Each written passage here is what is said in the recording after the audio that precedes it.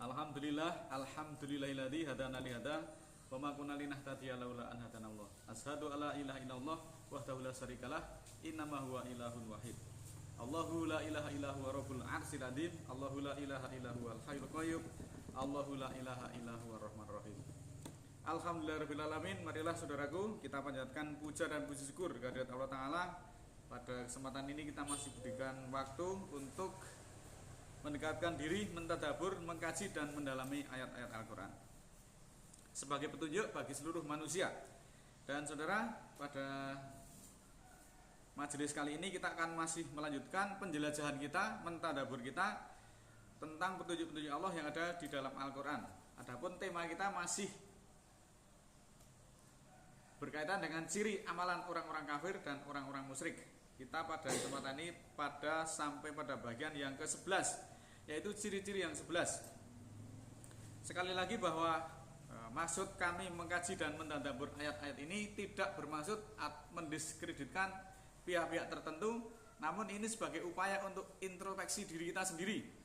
Juga siapapun yang bisa menerima masukan-masukan ini untuk introspeksi, jangan-jangan dari sekian puluh ciri-ciri itu kita salah satu ada di dalamnya, sehingga kita dimasukkan dalam golongan orang-orang yang kafir dan orang-orang munafik. Itu yang perlu kita hindari. Ciri yang ke-1 sampai ke-10 kemarin sudah kita bahas, di antaranya berhukum agama selain apa yang diturunkan Allah, kemudian memiliki kitab selain kitab yang diturunkan Allah, mengimani hadis selain hadisnya Allah, dan mengimani sebagian Al-Quran dan menolak sebagian yang lain. Itu juga termasuk orang-orang yang kafir dan orang-orang yang munafik. Kemudian ketika disebut hanya Allah saja, mereka tidak berkenan. Tetapi kalau yang disebut Tuhan itu banyak, mereka justru bergembira ria. Pada bagian yang ke-11 ini, ciri-ciri orang-orang yang disebut orang-orang kafir dan orang-orang munafik itu, yaitu berdasarkan petunjuk Allah, memiliki sosok sebagai juru selamat atau pemberi syafaat. Nah, kalau kita sampai mengklaim memiliki juru selamat atau juru syafaat yang selain daripada Allah, maka pada saat itu kita termasuk orang-orang yang disebut orang-orang kafir. Ini berdasarkan surat ke-6 ayat 94 dan surat ke-10 ayat 18. Saudaraku sekalian yang dirahmati Allah, andai kita mau menelusuri seluruh musibah dan fitnah yang dialami kaum muslimin, niscaya kita akan mendapati sebabnya, yaitu kebodohan dalam memahami syariat-syariat Islam. Dan lebih parah lagi jika kebodohan tersebut masuk pada hal-hal yang sangat substantif atau sangat urgent, seperti hal yang berkaitan dengan ketauhidan dan kemusyrikan. Sebab dengan kebodohan tersebut, perilaku musyrik yang begitu gelap gulita seolah-olah terlihat terang benderang, itu semuanya karena hiasan dari setan-setan. Akibatnya kepahitan yang di akhirat nanti pasti akan kita alami. Kita akan menelan pil kepahitan akibat melakukan kemusyrikan di dalam hal ketauhidan.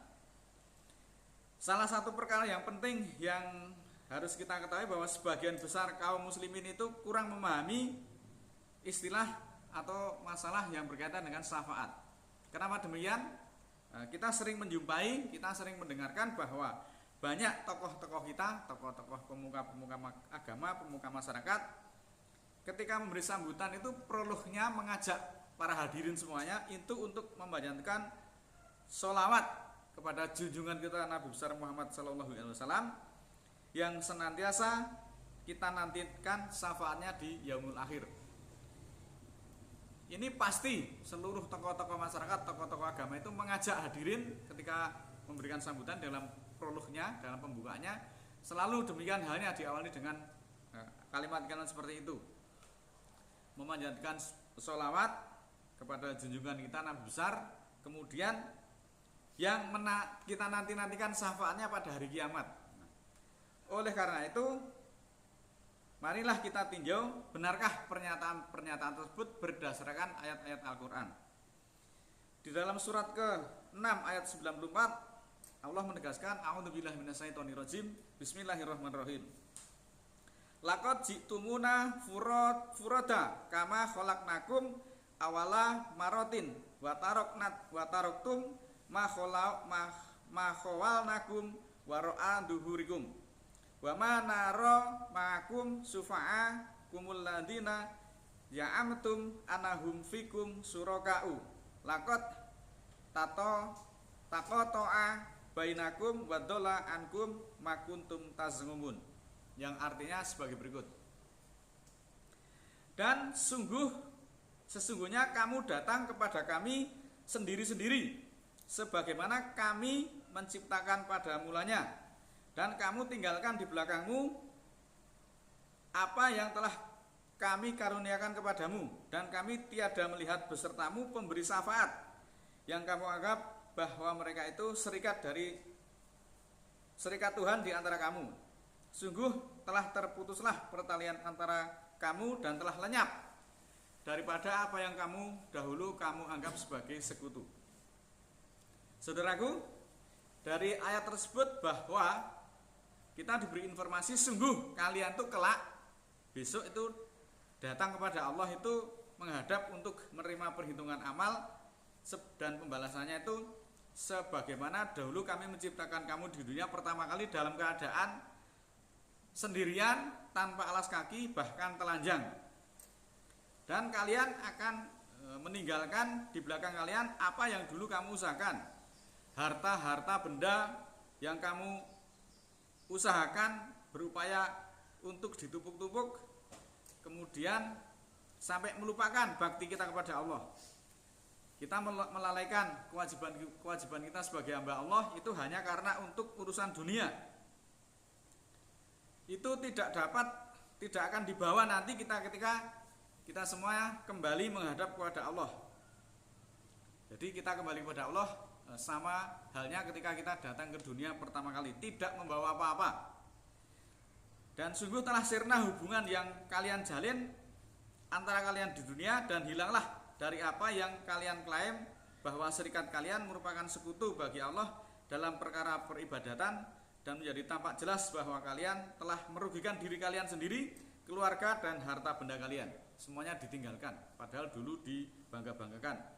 Sampai Jumatan ya ora menyang, kajian tidak berangkat, itu hanya urusan karena kesibukan dunia. Tetapi nanti ketika kita pulang ke hadapan Allah, semua yang dibangga-banggakan, semua yang diusahakan itu tidak akan dibawa secuil pun, tidak ada yang dibawa sedikit pun.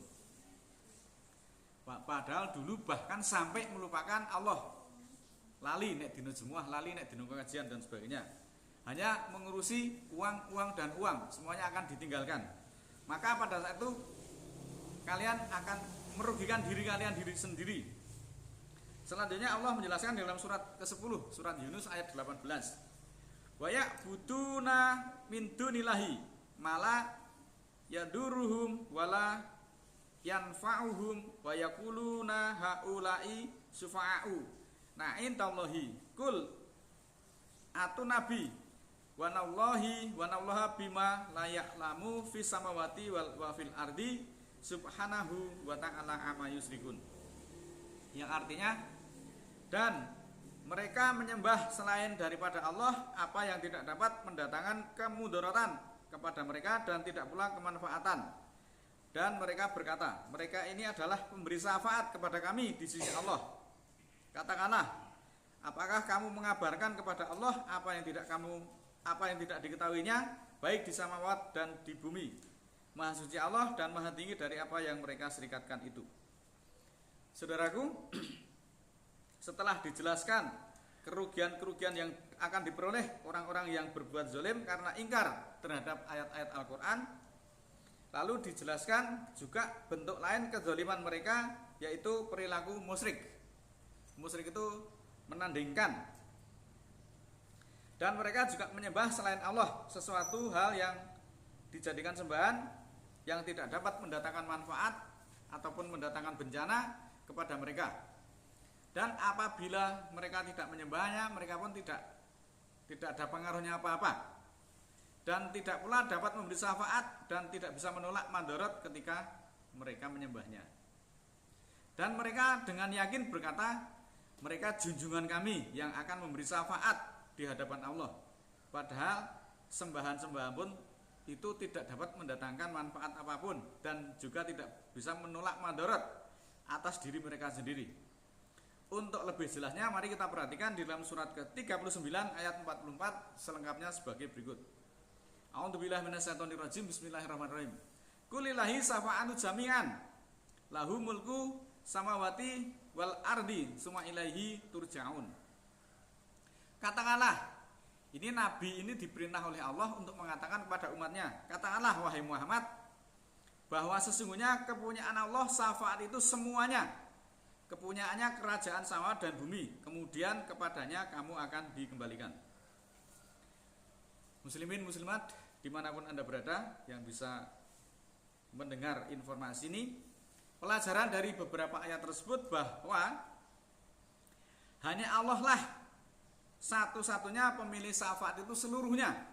Tidak ada seorang pun yang dapat memberikan syafaat itu di sisi Allah. Hak memberi syafaat itu mutlak hanyalah kepunyaan Allah, tidak seorang pun dapat memperolehnya. Maka pertolongan itu juga hanya milik Allah semuanya.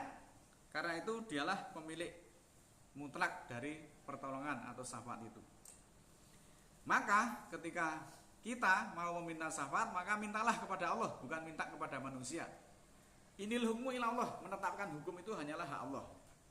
Bahwa semua syafaat itu hanyalah milik Allah, karena dialah yang memiliki kerajaan di samawat maupun di bumi, semuanya, seluruh isinya, termasuk junjungan yang disembah oleh orang-orang musyrik itu. Oleh karena itu, sembahlah Allah saja yang mempunyai kerajaan yang sempurna dan kekuasaan yang tidak terbatas. Nabi itu junjungannya juga hanya Allah. Nabi itu tidak pernah memerintahkan kepada umatnya untuk memuji dirinya, untuk menjadikan dirinya itu sebagai junjungan. Kalau kita mencintai Nabi, kita mau mengikuti Nabi, maka kita harus memuji Allah, menjunjung tinggi Allah. Jangan sampai justru Allah itu direndahkan. Kalau kita semuanya mengharapkan syafaat, jangan minta kepada manusia, mintalah langsung kepada Allah. Karena memberi syafaat ini hanyalah kewenangan mutlak daripada Allah, dan Allah tidak pernah mendelegasikan kewenangan ini kepada siapapun. Kalau toh ada orang yang mengatakan Nabi itu di dalam hadis-hadis dikatakan mampu memberi syafaat, maka hadis-hadis itu pun juga harus perlu kita teliti kesohihannya. Kalau di dalam surat ke-39 ayat 44 ini jelas sangat sahih, Allah memerintahkan kepada Nabi untuk mengatakan kepada umatnya, katakanlah wahai Muhammad bahwa semua pertolongan itu, semua syafaat itu kepunyaan Allah. Maka kita juga harus meminta syafaat itu kepada Allah.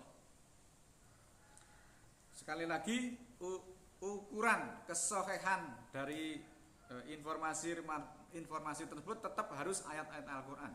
Kalau ada hadis-hadis yang mengatakan seperti itu, maka dengan ayat 39 ayat 44 ini mestinya semuanya batal demi hukum.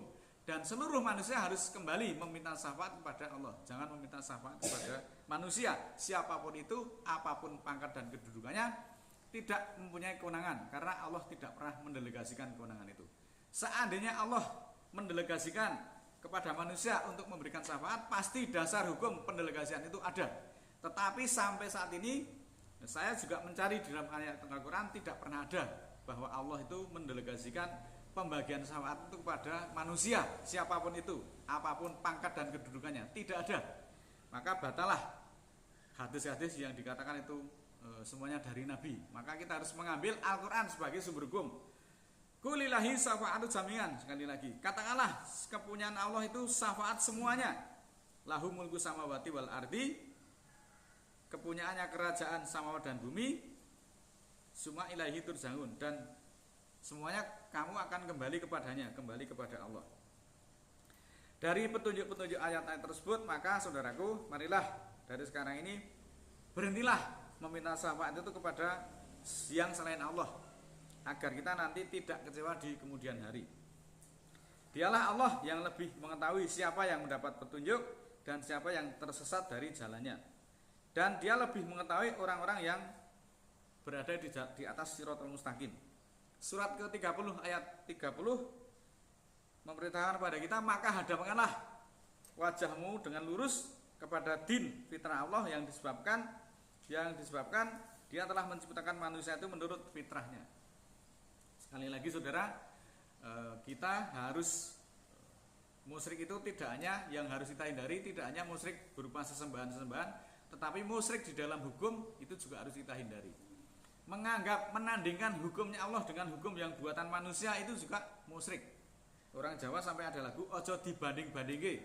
Maka Al-Qur'an juga jangan dibanding-bandingke dengan riwayat-riwayat yang karangan manusia, yang buatan manusia. Nanti pasti Allah akan marah. Seandainya kita tidak segera kembali, maka sudah dipastikan kita semuanya di akhirat akan menelan kepahitan yang sangat luar biasa. Karena kita disebut musyrik, dan musyrik itu dosa yang tidak berampun. Allah itu memberi ampunan kepada siapapun yang Dia kehendaki kepada dosa yang selain musyrik. Tetapi kalau musyrik itu semua amalannya lenyap. Musyrik itu kita sudah menyembah Allah, masih menyembah kepada yang selain Allah. Kita sudah meminta kepada Allah, kita masih meminta kepada yang selain Allah. Kita sudah berhukum dengan Al-Quran, masih mengambil hukum lain selain Al-Quran, itu juga musyrik di dalam hukum. Padahal ayatnya wala yusrik fi hukmihi ahada, dan janganlah kamu musyrik di dalam hukum Allah meskipun hanya satu ayat saja. Ayat-ayat Al-Quran itu tidak boleh ditandingkan dengan hukum buatan manusia. Inilah yang semuanya selama ini tidak pernah disadari oleh saudara-saudara kita. Bahkan justru ketika diingatkan di dalam forum seperti ini, mereka justru marah-marah, justru mereka tidak terima, menuduh kita sesat dan sebagainya. Sesat dan tidak itu ukurannya tetap Al-Quran. Dan Allah itu tidak pernah menyesatkan manusia melalui Al-Quran. Kalau orang menganggap kita mengkaji Al-Quran dituduh sebagai aliran sesat, sudah sama halnya orang itu menuduh Allah, menurunkan Allah itu untuk menyesatkan manusia. Ini sungguh kedoliman yang luar biasa. Saudaraku, dari uraian yang sangat singkat ini, maka saya mengajak melalui forum ini kepada siapapun dimanapun Anda berada yang bisa menerima informasi ini, mari kita segera kembali kepada Allah. Jauhilah perilaku musyrik dan perilaku kafir, karena hanya Allah lah semuanya yang memberi syafaat, itu bukan manusia. Dan kita semuanya akan kembali kepada Allah itu dalam keadaan sendirian, seperti halnya permulaan ketika kita dilahirkan di dunia. Tidak ada satupun yang kita bawa ketika kita sowan di hadapan Allah. Maka mencari dunia itu ya ada kadar ukurannya. Jangan sampai kedelarung-delarung hanya urusan dunia, kita sampai melupakan Jumatan, sampai melupakan kajian, sampai melupakan ibadah kita kepada Allah. Sebelum terlambat, marilah kita introspeksi mulai momentum ini. Mari kita kembali kepada satu-satunya hukum Allah, agar kita senantiasa dipimpin pada jalan Shiratal Mustaqim. A'udzubillahi minasyaitonirrajim. Bismillahirrahmanirrahim. Allahumma ighfirli walil mu'minina wal mu'minat al ahya'i minhum wal amwat innaka samiun qaribun mujibud da'wat innaka ala kulli syai'in qadir. Rabbana la tu'akhidna in nasina aw akhtana. Rabbana wa la tahmil alaina isran kama hamaltahu 'alal ladzina min qablina. Rabbana wa la tuhamilna ma la taqata lana bih wa'fu 'anna waghfir lana warhamna anta maulana fansurna 'alal qaumil kafirin. Rabbana ighfir lana dzunubana wa kafir 'anna sayyi'atina wa tawaffana ma'al abrar. Rabbana la tuzigh qulubana ba'da idh hadaitana wa hab lana min ladunka rahmah innaka antal wahhab. Rabbana ighfir lana wa li ikhwanina alladziina sabaquna bil iman wa la taj'al fi qulubina ghilal lil ladziina amanu rabbana innaka ra'ufur rahim. Subhana rabbika rabbil izzati amma yasifun wa salamun alal mursalin walhamdulillahi rabbil alamin. Wassalamualaikum warahmatullahi wabarakatuh.